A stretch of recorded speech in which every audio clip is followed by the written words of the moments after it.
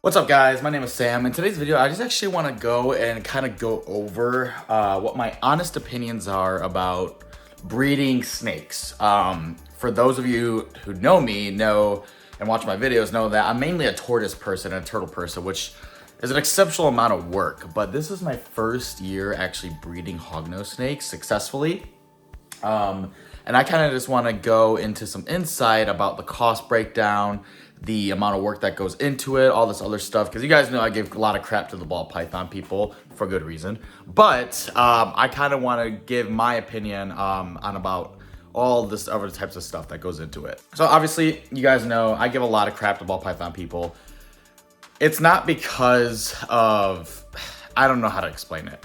I just don't agree with it because personally, I don't feel it's doing anything for an animal to just be breeding all these different morphs and everything, which is kind of contradictory to what I'm about to say because I did breeding with hognose snakes this year, especially with morphs too. But so basically, I'm gonna be talking about myself in a sense here too. The reason why I do things with turtles and tortoises, one, because of my favorite animal. They've always been my favorite animal. But two, it's because a lot of these animals need help. Many species turtles and tortoises make the biggest group of endangered species in the world, with nearly 60% of them being endangered in their native ranges. So conservation efforts obviously need to, make a big impact on them. But preservation efforts, which is breeding within, hobbyists and stuff like that, is also really important. That's not needed for ball pythons. Now, ball pythons actually range from Africa, and their numbers are actually dwindling. But I don't see the need. Again, take this with a grain of salt because I'm going to be talking about myself here too because I bred snakes this year, but I don't see the need to be creating all these different morphs and only use them for a profit. People really solely do a lot of people solely just do this to try to get some money in their pocket when I think there are better ways of doing it. Some people, will invest everything they have into creating a breeding facility for snakes, especially ball pythons. And this is the example I'm going to use is ball python because they're the most widespread snake when it comes to breeding. But, they invest everything they have into these snakes and then something goes wrong and, they have all these snakes. Now you can no longer care for them. I think people need to be a little bit smarter and have a backup plan. So, for example, I have a full-time job that pays pretty well. I, take the necessary care for all my animals and everything. I take them to the vet if needed, stuff like that. I don't invest so much money into buying as many animals as I can so that I could try to make money off of them. The reason why I bred hognose snakes this year was because I actually genuinely just wanted to try it out, which kind of sounds stupid.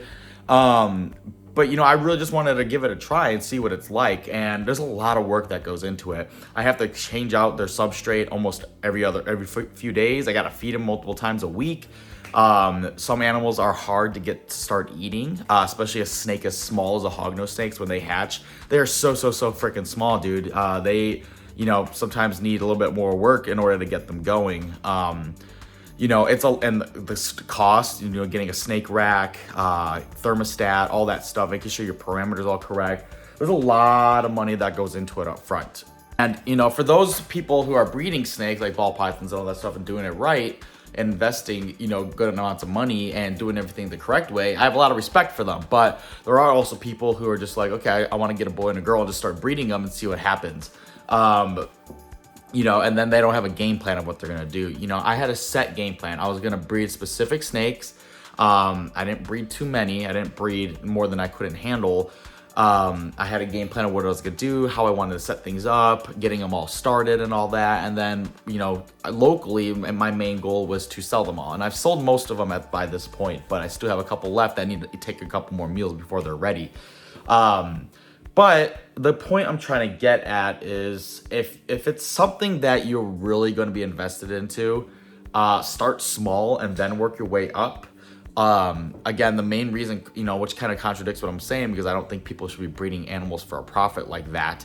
I did that. That's essentially what I did is I bred my snakes in order to make a profit, but all that money is going back into keeping my animals healthy. If I can alleviate some of the cost of taking out of my own pocket for taking care of all my animals and have something that can almost self-sustain itself, I can see that being a little bit better. And now others may have different opinions about that, and that's perfectly okay. But that's essentially what I'm trying to do. Now, I'm still, paying a lot of money out of pocket for all my animals, but selling these hognose snakes has actually helped me out a little bit.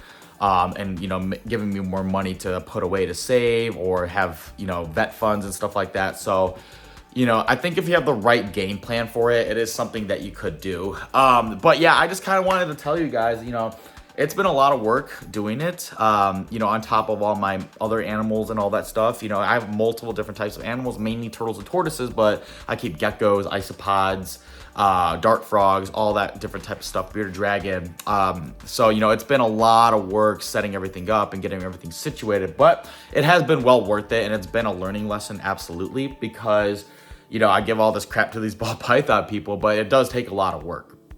And I can see where it can be easy to slip up on some stuff and essentially, put yourself in a precarious, a weird situation that, can make things difficult. So at the end of the day, if you guys want to get into it, do it, but maybe think about things that are not as bred as heavily as such as ball pythons. Maybe do, there's all different types of snakes. Hognose snakes, there's a lot of breeders out there, but they're still not as prevalent and as widespread as ball pythons, so there's a lot of room for that still. Or maybe just trying to focus on species that need help. I'm sure there are plenty of species of snakes in their native ranges that are endangered, so maybe try to put a preservation mindset for it and build nice, beautiful enclosures for animals to see kind of what you could exhibit with them. But yeah, I kind of just wanted to give you guys my thoughts on how I feel about, doing this type of breeding and stuff like that. I know it's going to sound stupid because, I give a lot of crap to people and then I did the exact same thing. I'll take the hate. I don't care. At the end of the day, I try to do things in a way that, make sure my animals are healthy. I just want to give the best care to all these animals. It's not solely about the money for me in that sense. The money goes back into maintaining my animals and stuff like that. So yeah, I hope you guys kind of got some insight about, different opinions and stuff like that, but we will catch you in the next video.